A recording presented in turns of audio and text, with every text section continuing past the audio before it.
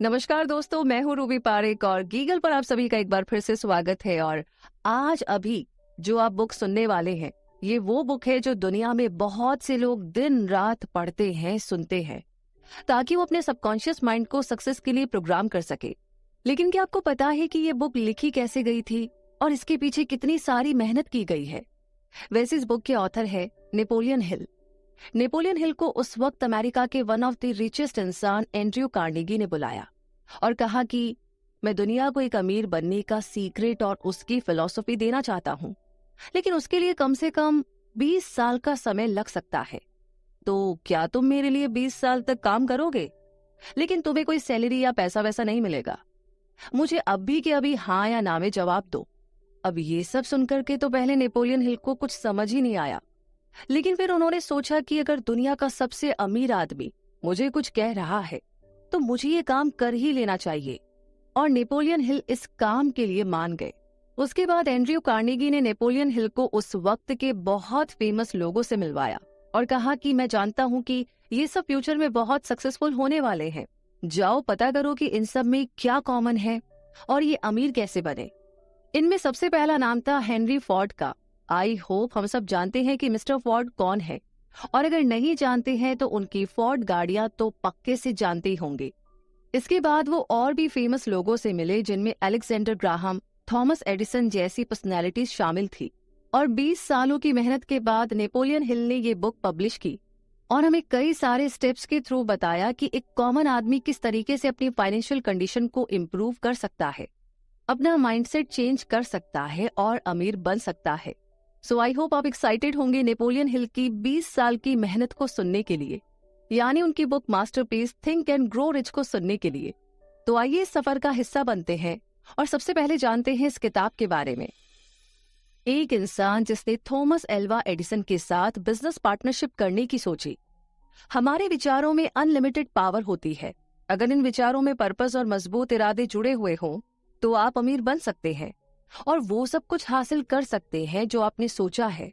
Edwin C Burns ने ये खोज निकाला कि कैसे विचार यानी कि थॉट्स की पावर से अमीर बना जा सकता है। इस खोज में सक्सेस पहली कोशिश में हासिल नहीं हुई, बल्कि धीरे धीरे हासिल हुई। इस महान रहस्य की खोज की शुरुआत बर्न्स की उस इच्छा से हुई जो उन्हें महान एडिसन का बिजनेस पार्टनर बनाने के लिए चैन से सोने नहीं दे रही थी।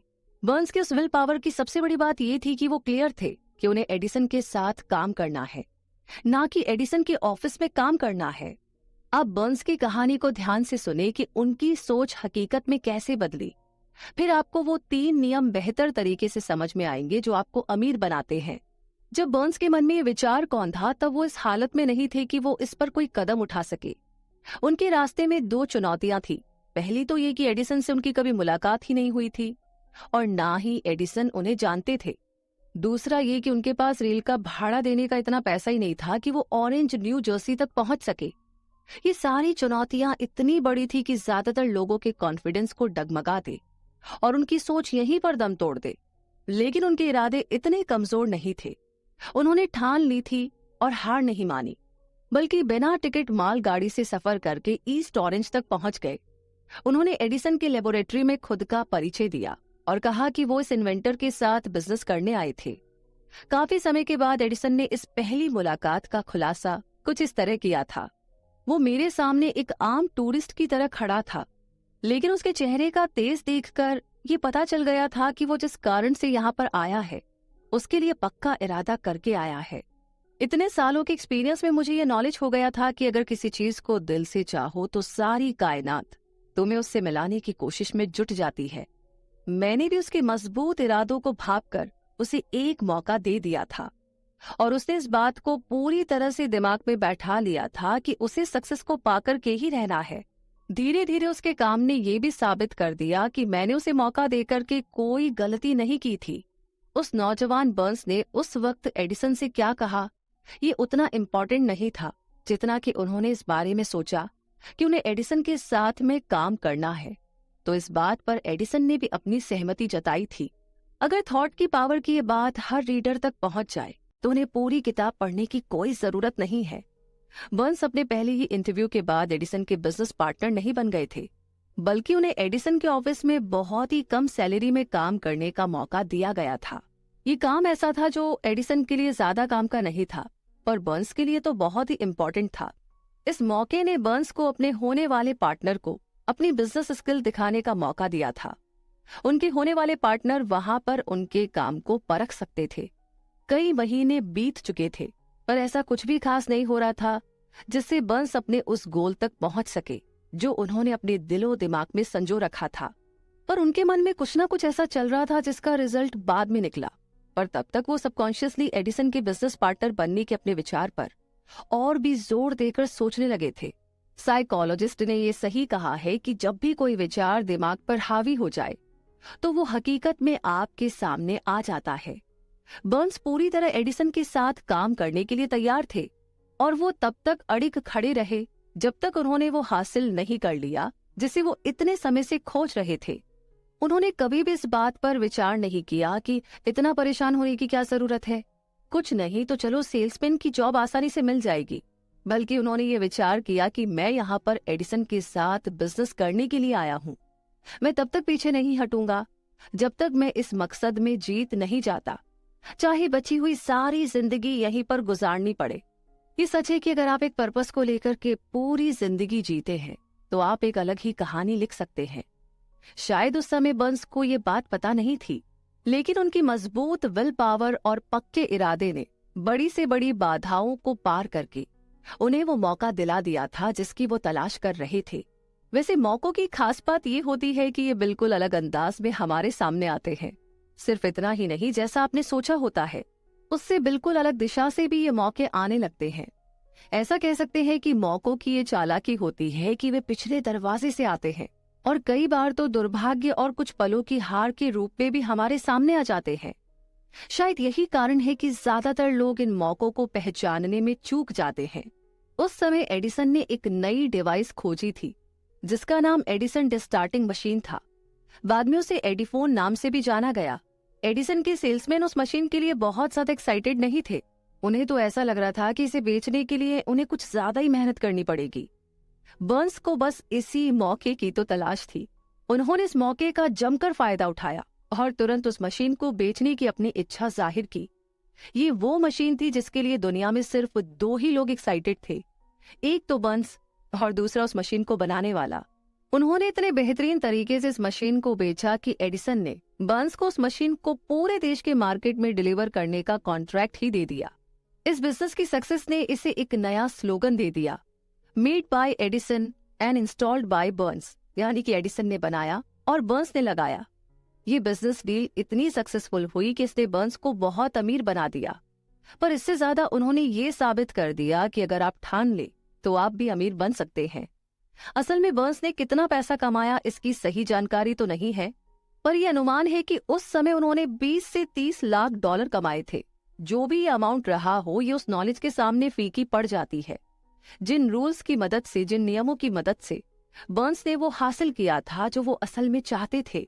बर्न्स ने तब ये सोच लिया था कि उन्हें एडिसन के साथ पार्टनरशिप करनी है, जब उनके पास इसकी शुरुआत करने के लिए कुछ भी नहीं था सिवाय इसके कि वो इस थॉट को और मजबूती के साथ सोचे और इस पर पूरे इरादे के साथ अमल करे जब तक कि वो उसे हासिल न कर ले।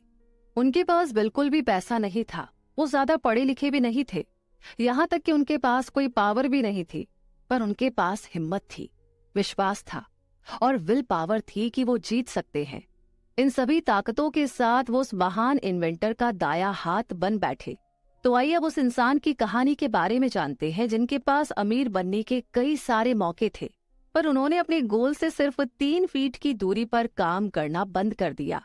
थोड़ी हार के कारण कोशिश करना छोड़ देना फेलियर का सबसे आम कारण होता है। हर किसी को कभी न कभी इस गलती का एहसास जरूर से होता है। आरयू डर्बी, जो कि बाद में देश के सक्सेसफुल इंश्योरेंस एजेंट बने, वो अपने अंकल की कहानी बताते हैं कि उस समय लोग सोने यानी कि गोल्ड के पीछे पागल थे। तब उनके अंकल पर भी औरों की तरह सोने का भूत सवार हो गया था और वो वेस्ट की तरफ सोना खोजने और अमीर बनने के लिए निकल पड़े। शायद उन्होंने कभी ये सुना ही नहीं था कि हमारा दिमाग सोने का सबसे बड़ा मैन्युफैक्चरर है, ना कि जमीन। वो खुदाई करने के लिए निकल पड़े। बेशक ये काम बहुत मुश्किल था, लेकिन वो ठान कर गए थे। कई हफ्तों की मजदूरी के बाद उन्हें एक चमचमाता हुआ मेटल दिखाई दिया। उन्हें इस मेटल को बाहर निकालने के लिए मशीन की जरूरत पड़ी, जिसके लिए वो तुरंत अपने घर विलियम्सबर्ग, मैरीलैंड वापस आ गए। अपने रिश्तेदारों और पड़ोसियों को इस कामयाबी के बारे में बताया। उनकी बातों ने सबको मंत्रमुग्ध कर दिया था और सभी ने मिलकर के पैसा इकट्ठा किया और उस मशीन को खरीदकर उसी खान में भेज दिया। डर्बी और उसके अंकल फिर से उसी खान में काम करने पहुंच गए। जब उस चमचमाती मेटल के पहले बैच को गलाने और उसे प्योर करने के लिए भेजा गया तो उसका रिजल्ट देखकर उन्हें इस बात का विश्वास हो गया कि कोलोराडो की सबसे बड़ी खान उनके पास ही है। उनकी उम्मीदें तूफान की तरह दिन ब दिन बढ़ती ही जा रही थी। तभी अचानक कुछ ऐसा हुआ कि उस सोने की खान से सोना गायब ही हो गया। वे दुखी और निराशा के चरम पर पहुंच गए। उन्हें उस खान में कहीं सोना दिखा ही नहीं। उन्होंने सोने के सिरे यानी कि उसकी टिप को ढूंढने की बहुत कोशिश की, लेकिन उनके हाथ कुछ नहीं लगा और अंत में उन्होंने उस मशीन को बेच देने का फैसला ले लिया। वो एक कबाड़ी को कुछ $100 में उस मशीन को बेचकर घर वापस आ गए। आपने सुना होगा कि कुछ कबाड़ी सच में बेवकूफ होते हैं, पर वो आदमी उनमें से नहीं था। उसने दिमाग लगाया और एक माइनिंग इंजीनियर को वो खान दिखाने के लिए बुलाया। उसने ये देख करके अनुमान लगाया कि सोने का सिरा सिर्फ 3 फीट नीचे पाया जा सकता है, जहां पर डर्बी और उसके अंकल ने खुदाई रोक दी थी। और हकीकत में हुआ भी वही। वो कबाड़ी उस खान से निकले मेटल की वजह से करोड़पति बन गया था, क्योंकि वो जानता था कि किसी काम को छोड़ने के पहले किसी एक्सपर्ट की राय लेना जरूरी होता है। उस मशीन को खरीदने के लिए रिश्तेदारों और पड़ोसियों से पैसा लिया गया था, जिसका पेमेंट डर्बी ने किया था, क्योंकि उन लोगों को उस नौजवान पर विश्वास था। डर्बी को उस मशीन का पैसा चुकाने में कई साल लग गए। इतना नुकसान होने के बाद वो इस गेम से तब निकल पाए जब वो एक इंश्योरेंस कंपनी में एजेंट बने और उन्हें पता लगा कि थॉट की पावर के दम पर सोना बनाया जा सकता है। वो उस घटना को भूले नहीं थे जिसने उनकी जिंदगी बदल दी। उन्होंने असीम दौलत हासिल करने से सिर्फ 3 फीट की दूरी पर कोशिश करना छोड़ दिया था। डर्बी को उस एक्सपीरियंस से बहुत फायदा हुआ। उन्हें पता चल गया था कि किसी की ना का मतलब ना ही हो, ये जरूरी नहीं है। उन्होंने अपने काम को बीच में छोड़ने की आदत को हमेशा हमेशा के लिए छोड़ दिया और ये तय कर लिया कि उन्हें कोशिश तब तक करनी है जब तक सोना ना मिल जाए, यानी जब तक इंसान हाँ ना कह दे। सक्सेस का रास्ता कुछ पलों के फेलियर से होकर गुजरता है। ज्यादातर लोग काम को बीच में ही एक फेलियर के बाद छोड़ देते हैं।